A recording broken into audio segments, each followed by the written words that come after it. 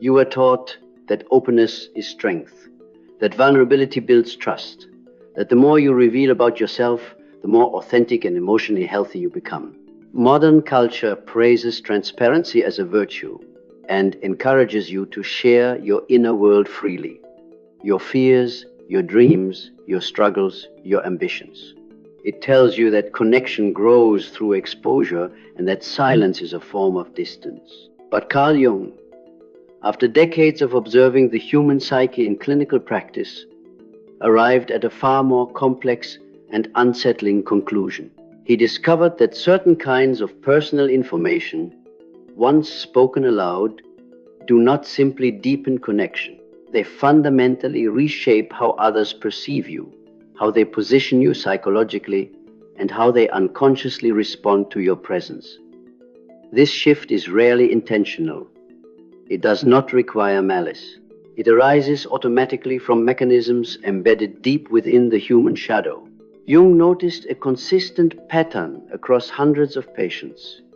Individuals who shared themselves freely often found their relationships subtly changing in ways they could not explain. Trust eroded. Support turned into quiet resistance. Encouragement became disguised doubt. People who were once allies appeared to become obstacles, not because they consciously chose to harm, but because something unconscious had been activated. The very act of revealing certain truths about oneself created psychological dynamics that the person speaking could no longer control. He came to understand that strategic silence was not deception. It was not emotional avoidance. It was a form of psychological intelligence, a disciplined awareness of what the human psyche does with sensitive information. Knowing what to protect was not about denying who you are.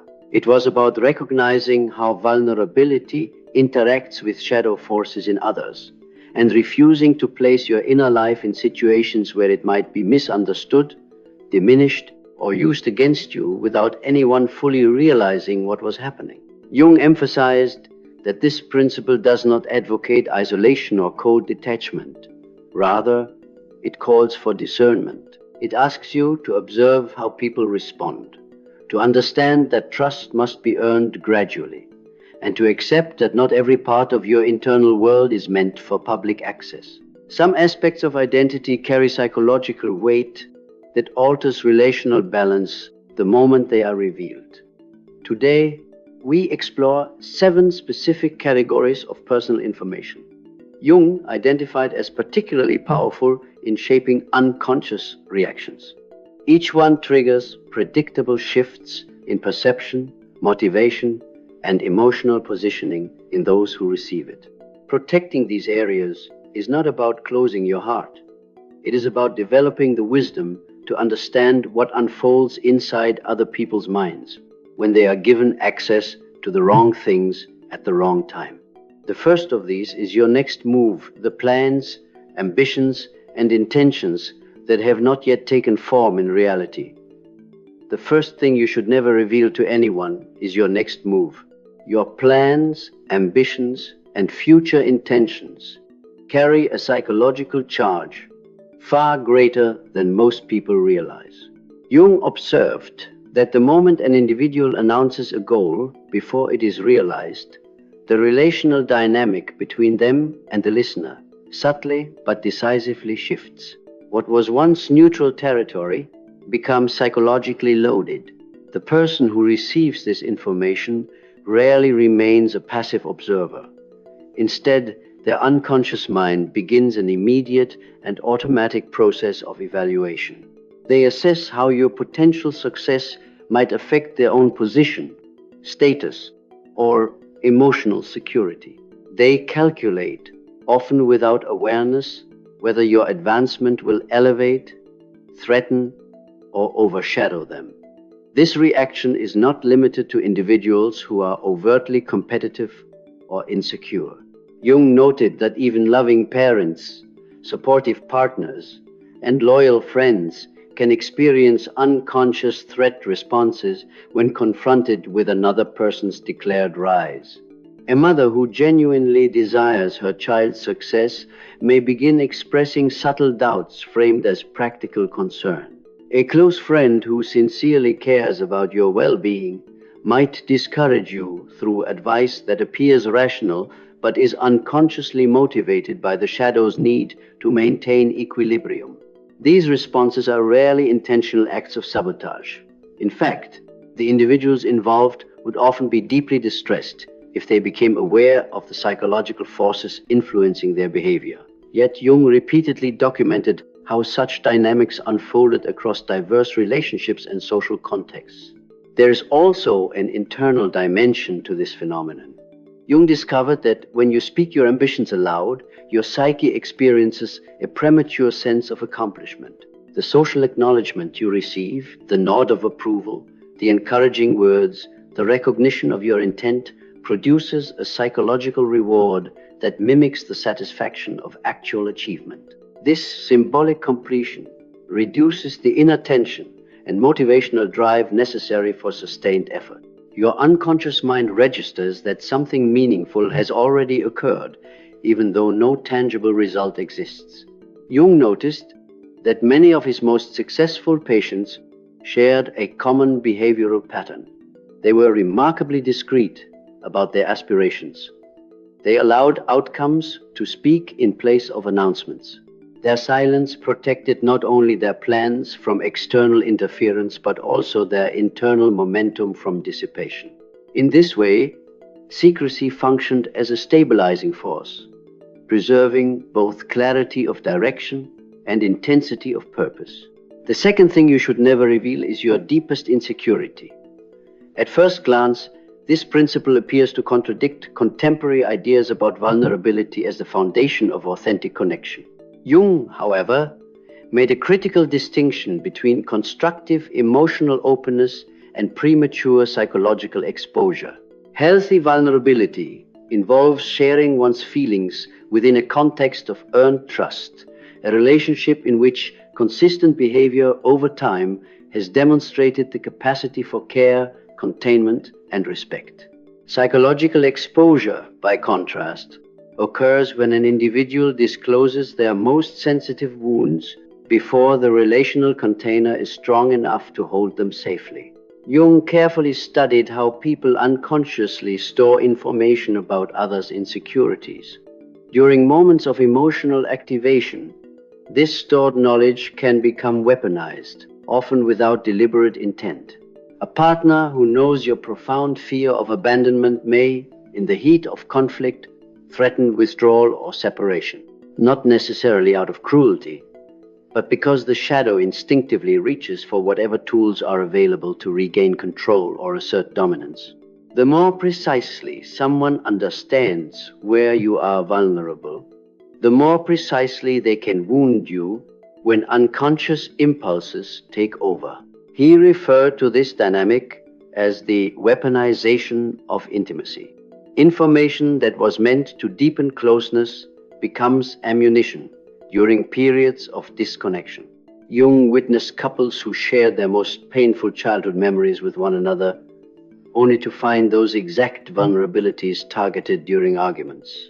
A man who had once confessed the lingering impact of being told he was worthless by a parent might later hear similar language from his spouse in a moment of anger. A woman who had revealed her fear of emotional neglect might find herself subjected to silent withdrawal precisely when conflict intensified. These individuals were not inherently malicious. They were ordinary people whose shadows had been handed a detailed map of their partner's most fragile psychological terrain. Jung did not conclude that vulnerability should be avoided altogether. Instead, he emphasized the necessity of discernment. One must be extraordinarily selective about who is granted access to the deepest layers of one's inner life. Even fundamentally good people may lack the psychological integration required to handle such material responsibly when they themselves become emotionally overwhelmed. The shadow does not operate according to ethical ideals. It operates according to instinctive self-protection. The third thing you should never reveal is your income or financial reality. Jung recognized that money occupies a powerful symbolic position within the collective unconscious. Beyond its practical function, it represents autonomy, competence, security, and social standing. When you disclose your financial situation, you do more than communicate factual information. You alter the unconscious hierarchy within which others position you. This repositioning occurs rapidly and tends to persist regardless of conscious intentions. If you reveal that your earnings significantly exceed those of someone in your social circle, their psyche may initiate what Jung described as compensatory devaluation. In order to restore internal equilibrium, the individual unconsciously begins identifying ways to minimize your achievement. Your success may be attributed to fortunate circumstances rather than effort. Your decisions may be scrutinized more critically. Elements of your character may be questioned in subtle but persistent ways. These responses are rarely recognized by the person experiencing them. They arise from the shadow's resistance to feelings of inferiority and its attempt to rebalance perceived disparities in status. Conversely, disclosing financial difficulty can activate an entirely different psychological mechanism. Jung observed that individuals who openly discussed monetary struggles were often treated as less competent across domains unrelated to finance. Their professional insights, personal judgments, and even creative contributions were unconsciously devalued. It was as though economic challenge signaled a deeper deficiency of character or capability. Such reactions are not logically grounded. They are archetypal in nature, reflecting the deep symbolic association between material resources and perceived effectiveness in navigating life. For this reason, Jung advised treating financial matters as inherently private. This recommendation was not rooted in shame or secrecy for its own sake, but in an understanding of how powerfully money information distorts relational perception. Once known, it cannot be unknown. The unconscious responses it triggers in others cannot be easily moderated through rational discussion. Silence on this topic, therefore, functions as a protective boundary, preserving the clarity and balance of interpersonal dynamics. At this point, many people begin recognizing how frequently they have shared these forms of information without reflection. Such realization marks the beginning of a deeper process of self-awareness. Discernment develops not through rigid rules, but through observing patterns, understanding psychological cause and effect, and gradually learning how to align openness with wisdom. Yet the categories explored so far represent only part of Jung's framework. The next 4 forms of disclosure, he found, are even more commonly misunderstood and often carry consequences that unfold slowly but profoundly across the course of relationships and inner development. The 4th thing you should never reveal is your acts of generosity or kindness. This principle often feels counterintuitive because moral culture tends to associate goodness with visibility. People are encouraged to speak about their helpfulness, their sacrifices, their contributions to others. Recognition is frequently framed as validation of virtue. Yet Jung discovered that the psyche responds to self-announced goodness in ways that are far more complex than simple admiration. When you inform others about the kind actions you have taken, something subtle shifts within their unconscious perception. Instead of experiencing uncomplicated appreciation, the listener's shadow becomes alert and cautious. An instinctive question arises. Why is this being told to me? This reaction is not necessarily fair or rational, but it is psychologically predictable.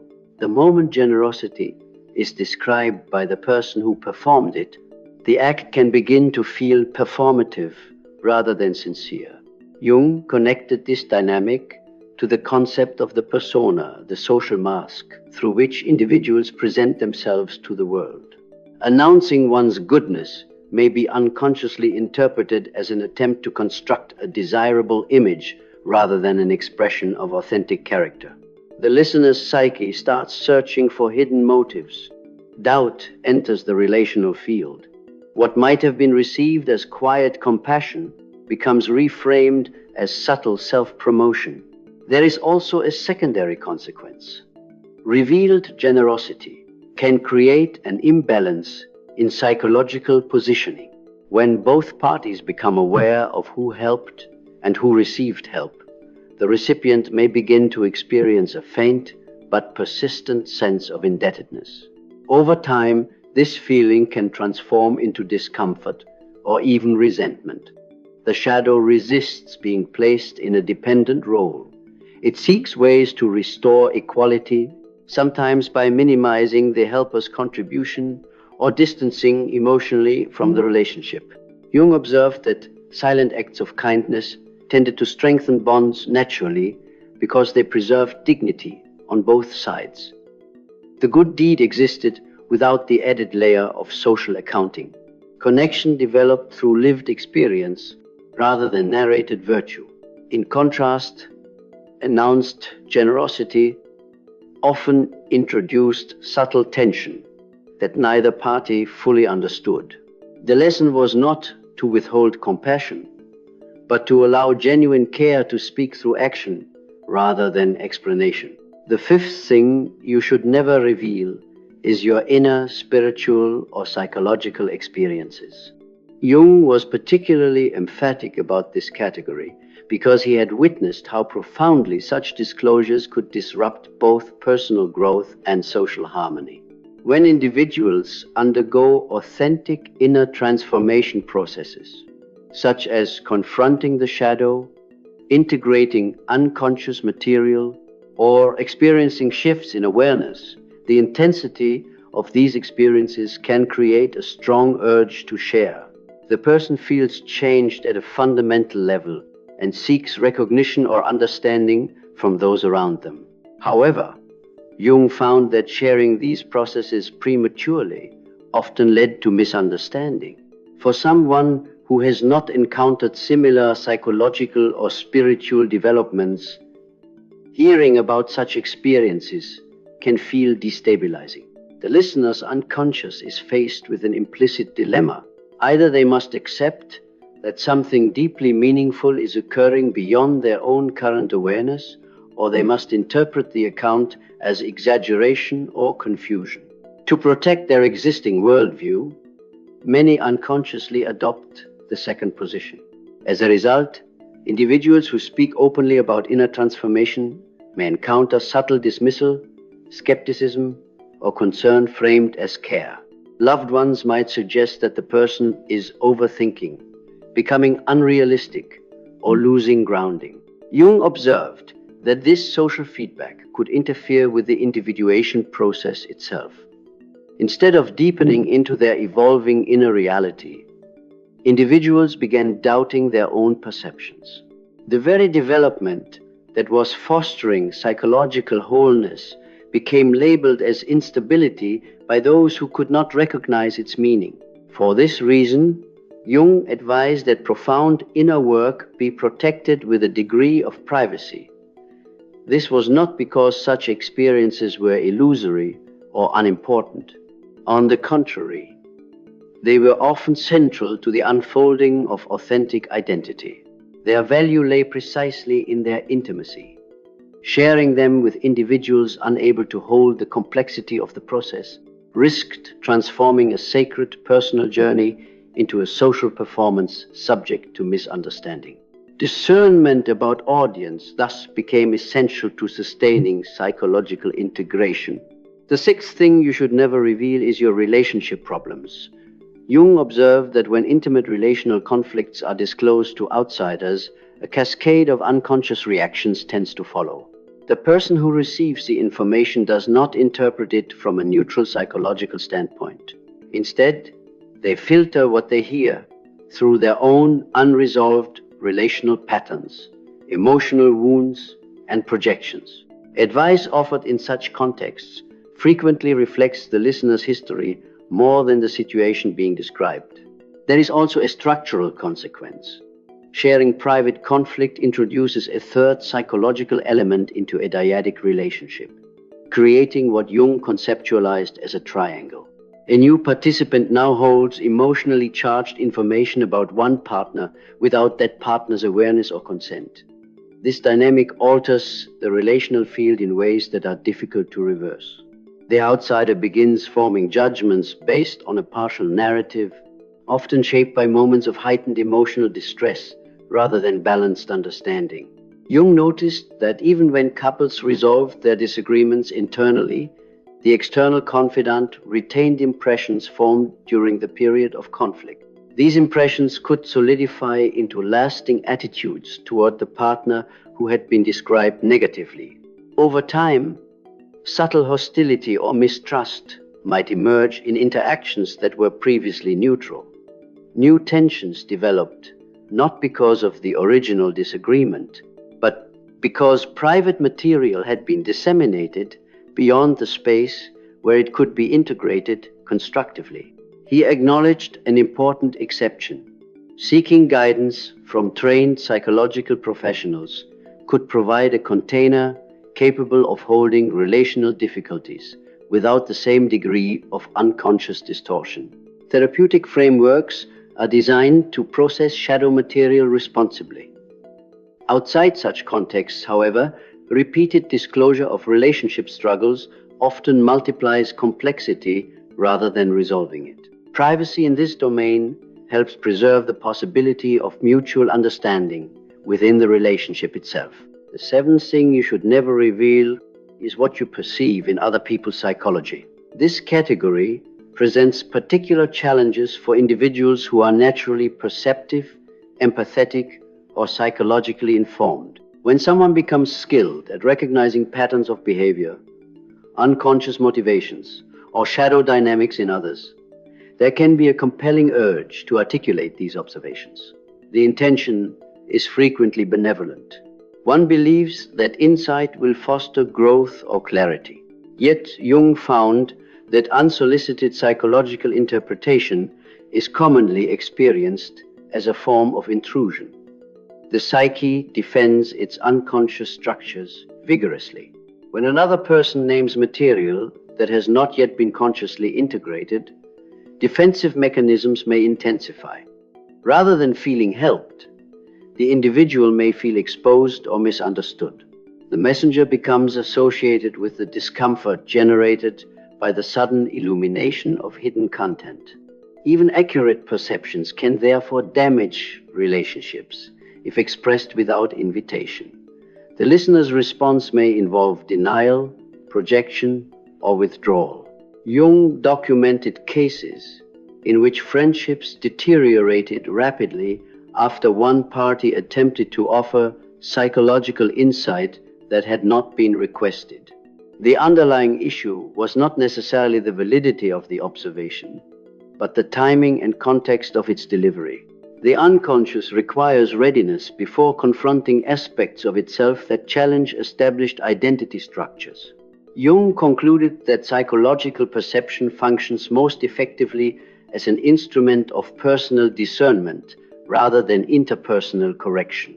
Recognizing patterns in others can inform decisions about trust, proximity, and communication style. It can guide one's navigation of complex relational environments. However, transforming that perception into explicit commentary risks turning a subtle capacity into a source of conflict. The gift of insight retains its constructive potential when applied with restraint and humility. Across these four additional categories, Jung identified a consistent principle. Information that carries deep symbolic or emotional significance interacts with the shadow dimension of human psychology in ways that are not easily predicted or consciously controlled. Strategic privacy in such matters does not reflect fear or insincerity. It reflects an understanding of how fragile the balance between authenticity and psychological safety can be. By learning to recognize which aspects of the inner life require protection, individuals cultivate a form of self-mastery that supports both personal growth and relational stability. This awareness prepares the ground for a broader integration of Jung's central insight, that wisdom in communication arises not from total transparency, but from thoughtful calibration between openness and depth. When Jung reflected on these 7 areas of psychological privacy, he was not offering rigid social rules or encouraging emotional distance. What he was revealing was a deeper law of human interaction, a principle rooted in the reality of the shadow. Every person carries unconscious impulses, fears, insecurities, and compensatory mechanisms that shape how they respond to sensitive information. These processes operate beneath awareness, often contradicting conscious intentions. Even individuals who genuinely care about you are influenced by forces within themselves that they may not fully understand. For this reason, openness alone cannot be equated with wisdom. Sharing everything about yourself does not automatically create authenticity, nor does it guarantee intimacy. True psychological maturity involves discernment, the capacity to sense when disclosure will foster growth and when it will generate distortion. Vulnerability without awareness can expose aspects of your inner life to reactions that diminish clarity, weaken motivation, or destabilize relationships. Strategic silence, by contrast, can preserve psychological integrity and allow development to unfold in its natural rhythm. Jung emphasized that this approach does not require building emotional walls or withdrawing from meaningful connection. The goal is not secrecy for its own sake, but conscious selectivity. Trust becomes something that evolves gradually through observation of consistent behavior over time. As relationships deepen and individuals demonstrate the ability to hold complexity without judgment or unconscious interference, greater openness can emerge organically. Intimacy, in this sense, is not a product of immediate exposure, but of mutual psychological readiness. Those who internalize this principle tend to move through the world with a distinctive presence. They are warm, attentive, and capable of genuine connection. Yet they do not feel compelled to reveal every layer of their internal landscape. Their communication reflects depth rather than transparency alone. They understand that certain dimensions of identity, plans not yet realized, wounds not yet integrated, resources not yet stabilized, insights not yet invited, require protection until the right relational context exists. Such individuals recognize that the psyche functions like a living ecosystem. What is introduced into a relationship influences the entire dynamic. Information cannot be withdrawn once shared, and unconscious responses cannot always be reasoned away. By honoring the value of what they carry within themselves, they create conditions in which growth is less likely to be disrupted by misunderstanding or projection. Their lives develop a quiet coherence shaped not by fear of exposure, but by respect for psychological timing. Ultimately, Jung's teaching returns to a single insight. Wisdom lies in knowing what deserves to be guarded. Your ambitions, vulnerabilities, material realities, acts of goodness, inner transformations, relational struggles, and perceptions of others form the architecture of your psychological existence. Treated carelessly, these elements can become sources of confusion and unintended conflict. Treated with mindful protection, they contribute to a sense of grounded identity and purposeful movement through the world. To live with such awareness is not to hide from life, but to engage it more skillfully. It is to recognize that authenticity is not measured by how much you reveal, but by how consciously you choose the moments and the people with whom your deeper truths are shared.